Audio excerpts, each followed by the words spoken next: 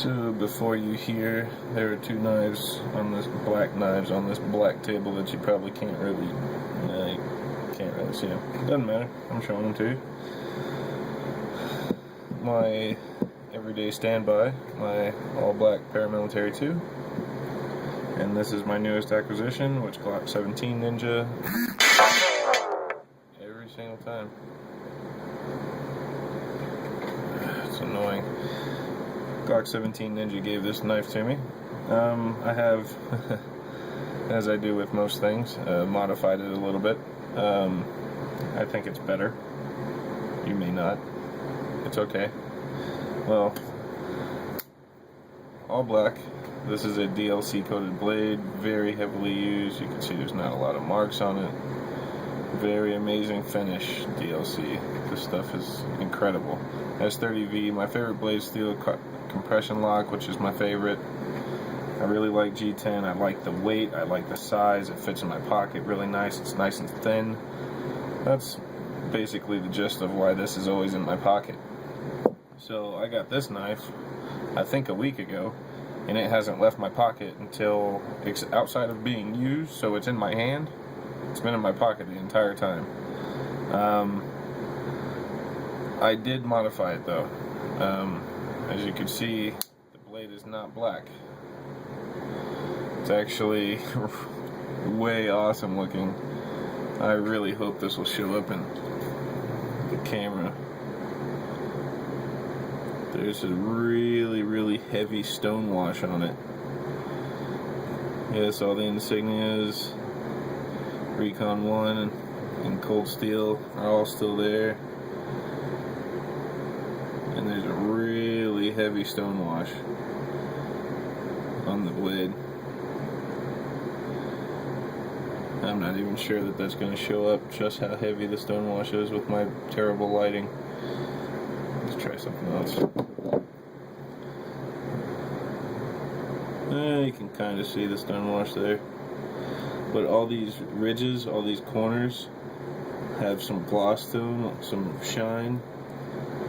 And all the flats are really aggressively stone washed, which is really cool because I'm a big fan of stone wash. I did have a DPX Hest. The tie side on that one was stone washed, which I thought was just the best finish you could possibly have on a titanium frame lock. This one's DLC coated, which it doesn't take any wear. It's just like the blade on the Para 2. The stripes are also DLC though, so I mean it fits this knife, but stone washing is awesome looking. And you notice thumb stud is still black on both sides. My lock bar is still black, but the entire blade is nice and shiny. How'd you get it off? Well, it's not that difficult. That's why I took it off. After a little bit of use, it took wear really bad. So I just took it off the rest of the way. And for those of you out there that are big fans of this really aggressive stone wash kind of look, just grab a razor blade, sit there and scratch on it. Here's what I used. This is one of my work knives, a Milwaukee utility knife. I sat here and just scraped it off little by little.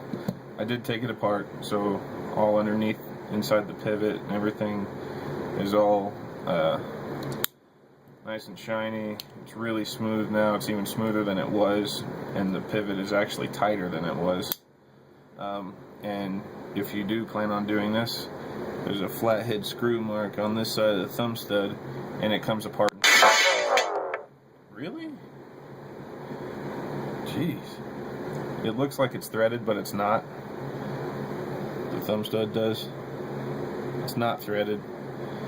It's like a Chicago screw. This part threads into this side. So it's two separate pieces. It's just a nut and bolt.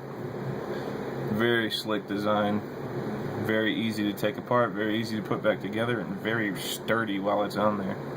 But just scrape it off with a razor blade. That's all you gotta do. And then the finish comes out great. Now, as most of you know, I have 3 of these. I have my all black one. This is my second one. My first one, which my wife now carries, is the camo handle satin blade. And I also have the brown S35V in Sprint Run.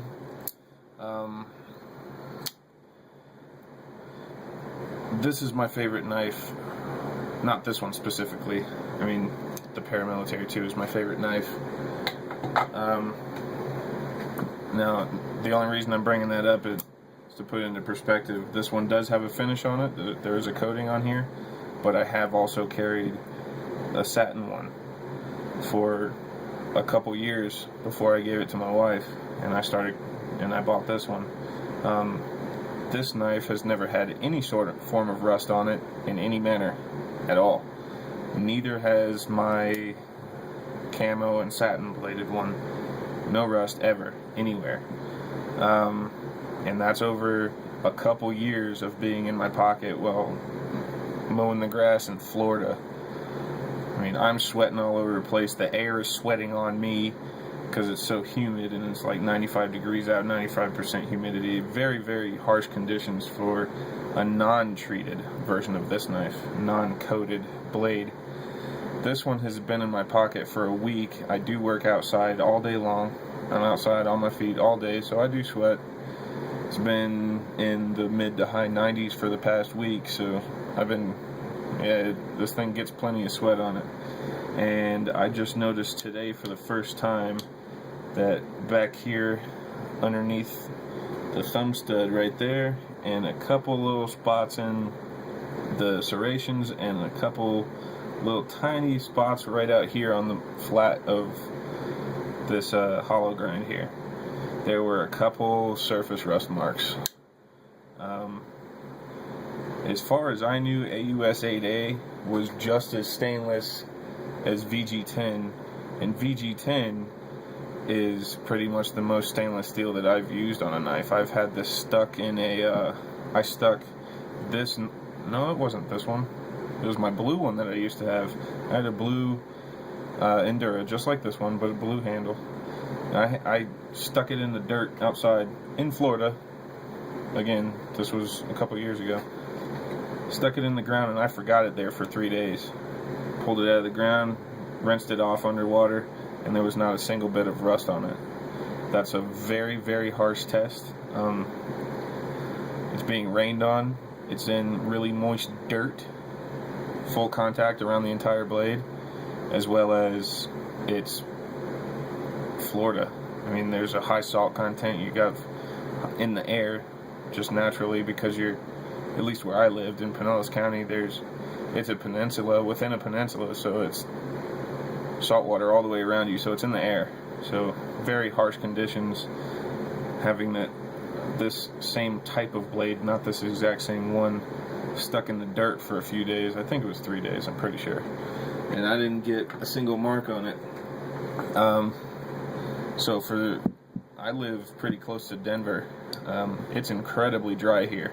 And so the only salt content on this, the only moisture on it, was from me. And it was already getting some marks on it. Oddly enough, I didn't see any on this side. It was just the side that was touching my leg.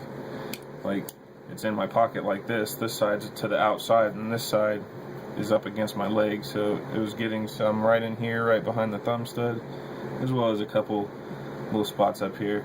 Now, just to be fair, all it took to get rid of it was my finger. I just went, and it was gone. But it was in fact rust. So, and this is I'm pretty sure, I've never actually looked into it, but I'm pretty sure this is an AUS 8A blade. So aside from that one little hiccup, which, like I said, it wasn't really any big deal, because after you take the finish off, this is so smooth that no rust really sticks to it. All I did was just rub my finger on it really hard for about, 10 seconds or so, and it was gone, including back here. I just had it like that, and it went away. So that's the only negative note that I have on this. And the blade finish, that Teflon finish, I've had plenty of knives with it. It's going to wear off. It's going to go away if you use the knife ever. Luckily, this knife has that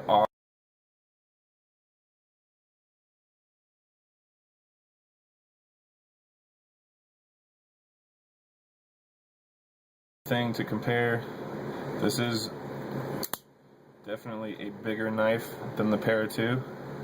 Bigger cutting edge, bigger handle. One thing to consider is there's no liners in here. This does have liners. They are skeletonized, but there are stainless nested liners in these handle scales. And this knife still weighs quite a bit more. Now, just to put it in perspective, the blade is thicker in the first place. Well, no, they're about the same in the first place, but this is a full flat grind, so not only is it tapering this way, it's also tapering out to the tip. So there's a lot of metal missing compared to this really thick, longer Tanto. The G10 on this is incredibly aggressive compared to this one, which has been in my pocket for a little over a year now, so it's kind of worn. But it's incredibly aggressive, and I would imagine this would stay pretty aggressive for quite a long time compared to this texturing on the PM2. One other thing to note, with no liners being in here, it's just solid G10. There's a solid piece of G10 on each side for a handle scale, and the backspacer, I'm pretty sure, is made out of aluminum. When I had it apart, it seemed like aluminum to me. There is no flex in this knife. I can hold it and bend it side to side, and there is no flex. I mean, if you hold it really tight and bend it from the very tip of the blade, you can kind of see a little bit of gap open up in here, but not anything that you're ever going to notice under use. Like if I hold it really tight and push it, yeah, if I push it almost as hard as I can just barely see it open up right between the scale and the blade. So I mean, that's really impressive how strong G10 is. That stuff is really rigid, way more rigid than I was expecting it to be. It's just as rigid as this knife, and this one does have stainless nested liners in those handle scales. So if anyone's considering one of these, don't be an idiot like me. Like I had my eye on these things for like 2 years before Glock 17 Ninja gave me one. I should have bought this thing a couple years ago because it's that good of a knife. Like I said, the only downsides are the finish, which I corrected, and a little bit of rust potential. So, I mean, that's impressive to me. For the price, I mean, this knife and this knife are pretty much the same price, and this is better. This is better by quite a bit than this knife. This one's a little too delicate. Granted, it's super light, and it's very ergonomic, but yeah, this is a better knife for the money. I would suggest this. VG10 versus AUS 8A, very comparable. I'm not the hugest fan of VG10 in the first place because it just doesn't hold an edge like S30V, which is my favorite steel, or like S35VN, which is not my favorite, but just because it's really hard. This knife took me quite a while to sharpen, so that's a downside in my opinion. But anyone considering buying this, dude, just pull the trigger. Just do it, because it's worth it. It will not disappoint you. Those of you that agree with me, let me know. Leave a message in the comments, make a video, whatever. Let me know what you think. You like this kind of finish? I love it. That's about it, though. See ya.